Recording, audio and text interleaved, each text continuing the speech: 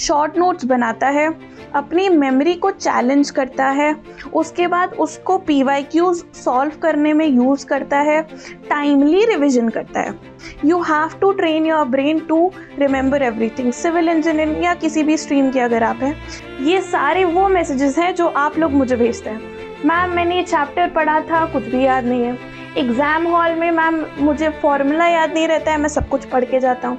ये होता इसीलिए है क्योंकि आप hello everyone, this is Shubhi, your educator, your GATE and ESE educator.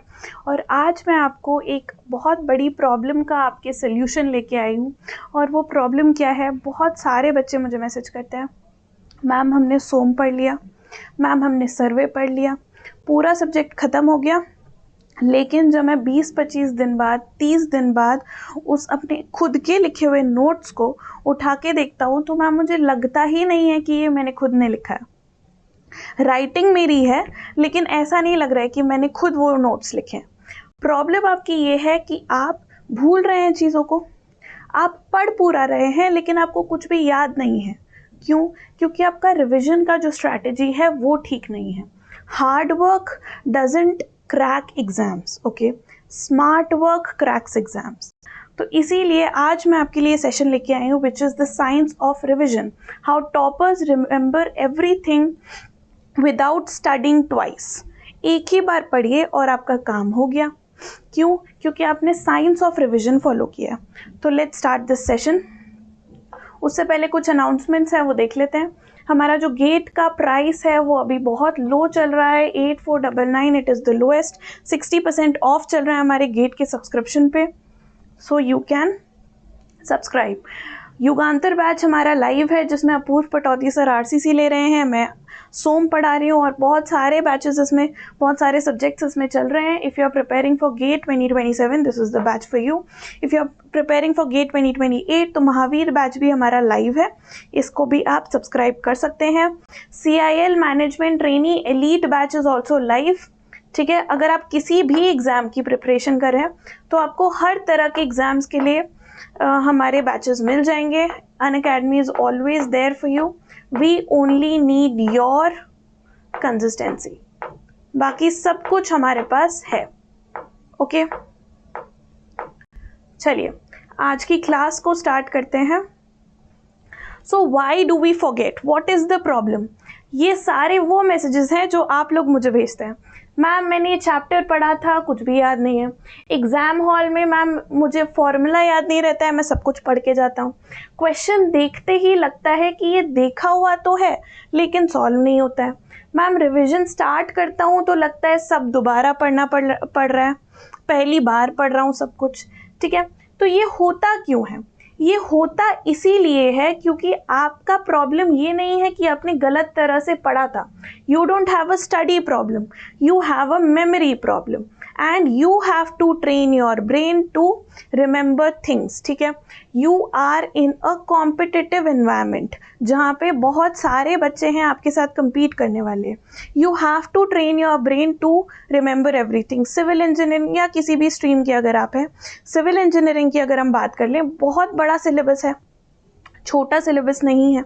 आपको चाहिए कम से कम 7 से 8 महीने पूरा सिलेबस ख़त्म करने के लिए, और 7 से 8 महीने का जो टाइम है, आपको लगता है अपने पहले दिन जो पढ़ा वो आपको इवेंचुअली याद रहेगा? It is not humanly possible. तो what do we have to do? सबसे पहले ये समझते हैं कि आपका जो ब्रेन है वो चीज़ें भूलता क्यों है। Your brain is not designed to remember everything. It is designed to forget when it does not use it. अगर कोई ऐसी इंफॉर्मेशन आप अपने ब्रेन को देते हैं जो वो बार बार यूज़ नहीं कर रहा है, तो आपका ब्रेन डिज़ाइंड है उसको फॉरगेट करने के लिए। It is not designed to remember it. कैसे? ये देखिए आपका ये फॉरगेटिंग कर्व है। आपने पहले दिन, मान लीजिए कि आज आपने सर्विंग पढ़ा, सर्विंग बहुत इंफॉर्मेशन बेस्ड सब्जेक्ट है, आपने पहले दिन पढ़ा, आपको सब कुछ याद है, आपने जब क्वेश्चंस उठा के देखे आपसे सारे PYQs लग रहे हैं, यू आर वेरी हैप्पी, ठीक है। जब आप डे 2 पे पहुंचते हैं तो डे 2 के कर्व में आप देख सकते हैं कि आप 50% मेमोरी रिटेंशन पे पहुंच चुके हैं। क्यों? क्योंकि डे 1 पे जो आपने चीज़ पढ़ी थी, आप डे 2 पे 50% तक उसको भूल जाते हैं। 1 से 2 दिन में आप 50% चीज़ें भूल जाएंगे, सिर्फ 50% आपको याद रहेंगी। ठीक है, उसके बाद डे 7 या 8 तक आने तक आप 25 से 30% ही चीज़ें याद रख पाते हैं, और डे 30 पे आप ऑलमोस्ट सब कुछ भूल जाते हैं। आपका फॉरगेटिंग कर्व 0 पे पहुंच जाता है। इसीलिए मैंने बोला, जब मैंने वीडियो स्टार्ट करी, कि जब पहली बार बच्चे कोई भी सब्जेक्ट पढ़ते हैं तो उन्हें बहुत मज़ा आता है, सारे क्वेश्चंस लग रहे होते हैं। लेकिन जब 1 महीने बाद आप उसी नोट्स को उठा के देखते हो तो आपको लगता है कि हैंडराइटिंग तो मेरी है, लेकिन ये लिखा मैंने नहीं है। ऐसा नहीं लग रहा है कि ये मैंने लिखा है, ये मेरे नोट्स हैं, ऐसा लग रहा है कोई और लिख गया है। वो इसीलिए क्योंकि डे 30 तक ऑलमोस्ट 0 पे आ जाता है आपका ये कर्व। तो so the question is, can we stop this forgetting? Yes, we can stop it. और आपका क्या मेथड होना चाहिए इसके लिए? The method is called active recall method. क्या बोलते हैं इसको? Active recall method. Now how do we apply it?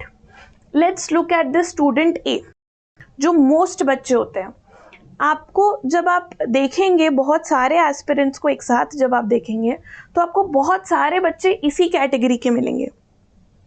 ऐसे बच्चे कभी भी अनअकैडमी पे सब्सक्राइब नहीं करते या फिर किसी कोचिंग का सब्सक्रिप्शन नहीं लेते, जो कि पढ़ना नहीं चाहते।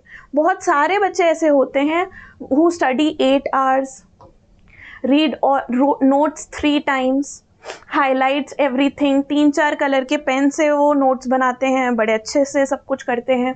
दे फील वेरी प्रोडक्टिव, क्योंकि उन्होंने 3-4 कलर के नोट से बनाया, 3-4 कलर के पेन से नोट्स लिखे हैं भाई, इतने सारे 300-400 पेज के नोट्स लिखे हैं, तो दे फील वेरी प्रोडक्टिव।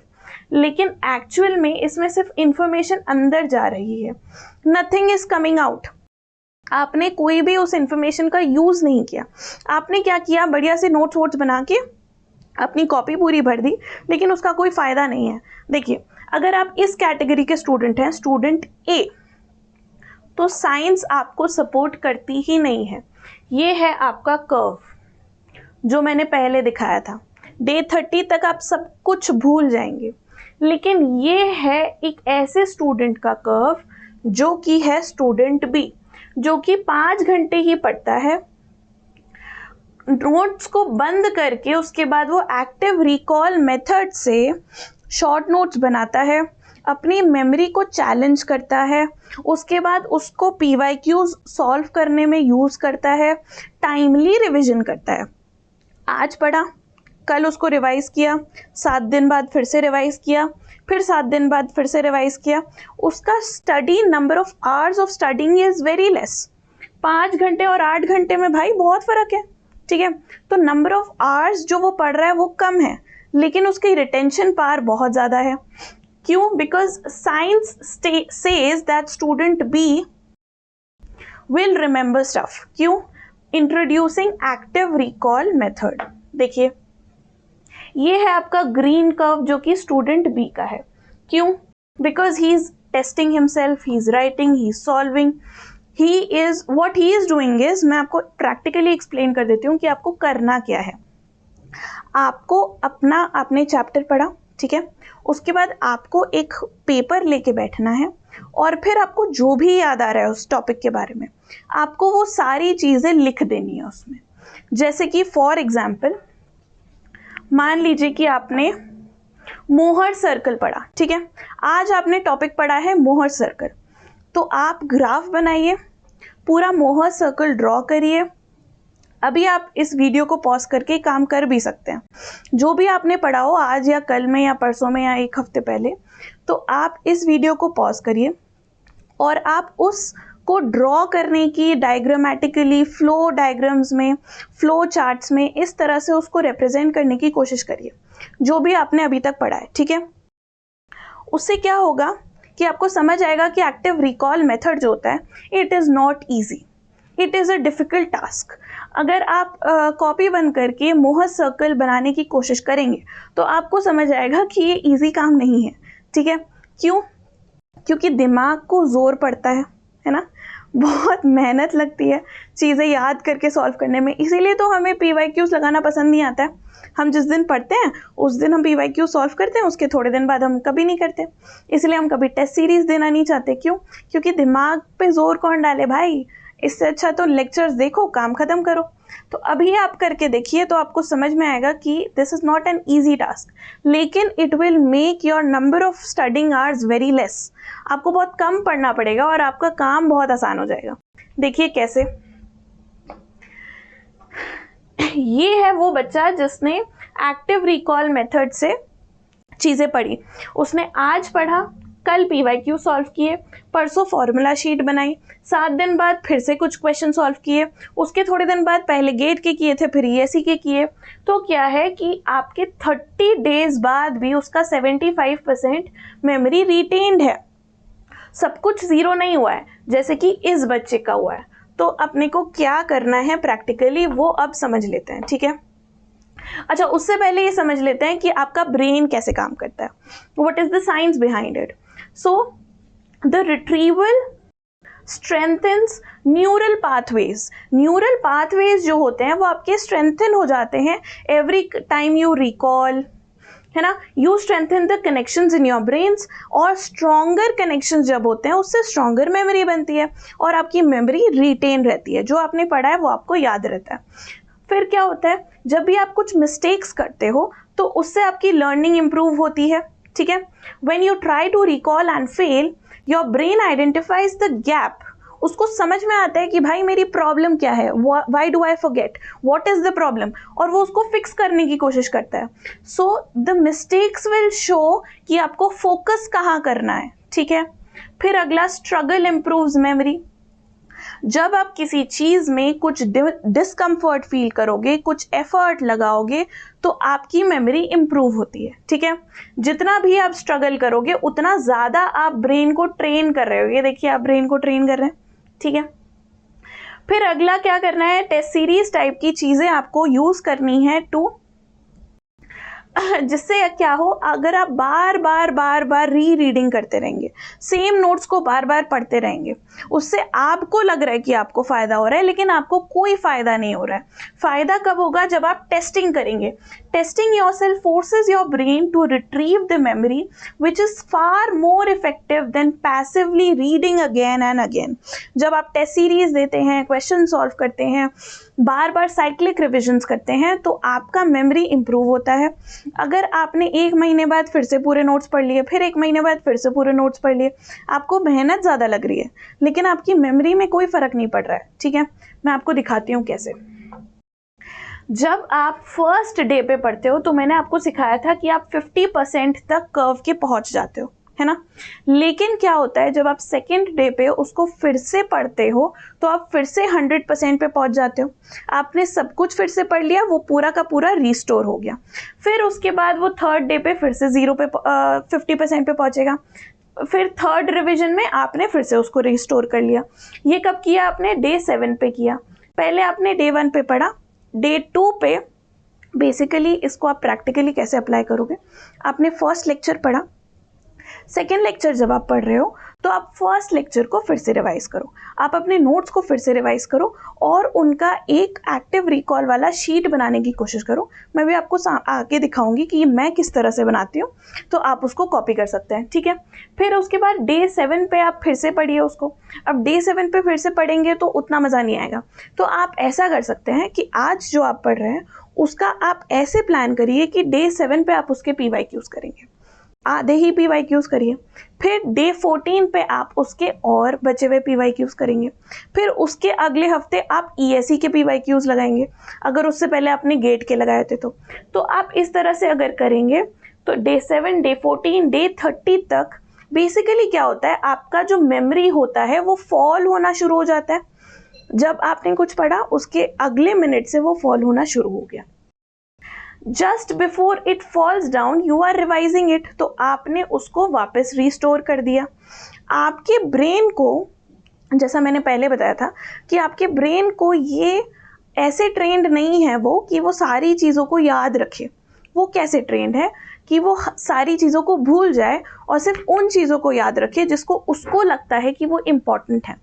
अगर आप इस तरह से बार बार सेम चैप्टर को रिवाइज करते रहेंगे, डे 1 पे, फिर अगले दिन आपने फिर से उन नोट्स को रिवाइज किया, फिर डे 7 पे आपने PYQs किए तो ऑब्वियसली आप रिविजन कर रहे हैं, फिर आपने डे 14 पे बचे हुए किए, फिर आपने डे 30 पे ESE के PYQs लगाए, तो आप इस तरह से उस कर्व को वापस रिस्टोर कर रहे हैं। आपके ब्रेन को लगता है कि भाई ये इन्फॉर्मेशन तो काम की है, ये बार बार आ रही है, और अगर ये बार बार आ रही है इसका मतलब ये काम की है, फिर वो उसको याद रखता है। तो this is how you do it, ठीक है, this is how it is done. 5 intelligent revisions are much much greater than 20 readings. आप 20 बार अपने नोट्स को ब्लाइंडली पढ़ते रहिए, उसका कोई फ़ायदा नहीं होगा, लेकिन अगर आपने 5 इंटेलिजेंट रिविजन्स कर लिए तो आपका काम हो जाएगा। ठीक है भाई, अब देखो क्या करना है आपको। आपको जब पढ़ना है, मैं आपको एकदम प्रैक्टिकली दिखा देती हूँ, ये सब फालतू बातें हैं। ये जो है ये मेरी क्लास नोट्स की एक स्लाइड है। मैंने बेसिकली क्या किया होगा, ये देखिए क्या लिखा हुआ है, modulus of elasticity, Young's modulus, shear modulus या मॉड्यूलस ऑफ रिजिडिटी और बल्क मॉड्यूलस। ये तीनों मैंने जब पढ़ाए थे तो मैंने उसके बाद सब कुछ पढ़ा दिया, मैंने क्वेश्चंस करवा दिए, उसके बाद मैंने इस तरह से बच्चों से पूछ पूछ के ये लिखा कि भाई तुम्हें क्या याद है बताओ। फिर उन्होंने बताया कि हाँ इस तरह से आपने मैम डायग्राम बनाया था, तो मैंने वो डायग्राम बनाया, फिर इधर बनाया, फिर इस चीज़ का बनाया, इनके फॉर्मूले लिखे, इनके नाम लिखे। तो this is how active recall works.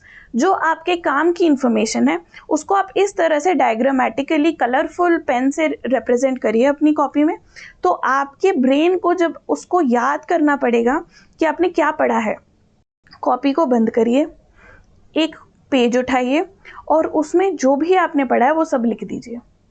उससे क्या होगा, आपके ब्रेन को याद करना पड़ेगा कि उसने क्या लिखा है, क्या पढ़ा है, and that is how active recall works. This is what you have to do. Okay, इतनी बात समझ में आ गई सबको? चलो अब देखते हैं कि प्रैक्टिकली क्या करना है। वैसे तो मैंने आपको बता दिया है, लेकिन फिर भी एक बार मैंने ये फ्लो चार्ट बना के मैं आपको समझा देती हूँ। सबसे पहले आपने आज लेक्चर देखा, फर्स्ट लेक्चर देखा आपने, मान लीजिए ट्रांसपोर्टेशन का आपने पहला लेक्चर देखा, ठीक है। उसके बाद आपने नोट्स प्रिपेयर करे। जब आप लेक्चर्स देख रहे थे तो आपने नोट्स प्रिपेयर करे। एक लेक्चर होता है 2 घंटे का, ठीक है, उसके साथ साथ नोट्स प्रिपेयर हो जाते हैं, कोई टेंशन की बात नहीं है। उसके बाद अगर आप मेरे साथ पढ़ रहे हैं तो मैं इस तरह की शीट्स आपको बनवाती रहूँगी, लेकिन अगर आप किसी और टीचर से पढ़ रहे हैं तो आप क्या करेंगे, पेपर उठाइए, क्वेश्चंस करने बैठिए, और उससे पहले आप थोड़ा सा इस टाइप का शीट बनाइए कि भाई मैंने क्या पढ़ा आज, उसको मैं एक्टिवली रिकॉल करके एक शीट पे लिख देता हूँ, जिससे कि सारी की सारी इन्फॉर्मेशन जो भी मैंने आज पढ़ी है वो सारी एक शीट पे आ जाए, ठीक है। उस तरह से आप शीट बनाइए। फिर उसके बाद आप क्वेश्चंस प्रैक्टिस करना शुरू करिए, ठीक है। आप PYQs लगाने जाते हैं हर लेक्चर के बाद, ये तो नॉर्मल साइकिल है।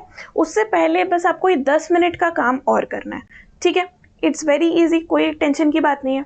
फिर आपने लगा दिए PYQs। अब मैं आपसे बोल रही हूँ कि जो आप क्वेश्चन सॉल्व करेंगे उसको आप सारे क्वेश्चंस को मत सॉल्व करिए, आप उसको 2-3 पार्ट्स में डिवाइड कर दीजिए, ठीक है। आप उसमें इस तरह से कुछ बुक मार्क लगा सकते हैं कि मैं पहली बार में इतने क्वेश्चन सॉल्व करूंगा, उनको फोल्ड कर सकते हैं। फिर मैं अगली बार में इतने क्वेश्चन सॉल्व करूंगा, और अगली बार में मान लीजिए कि आपके टोटल 30 पेजेस के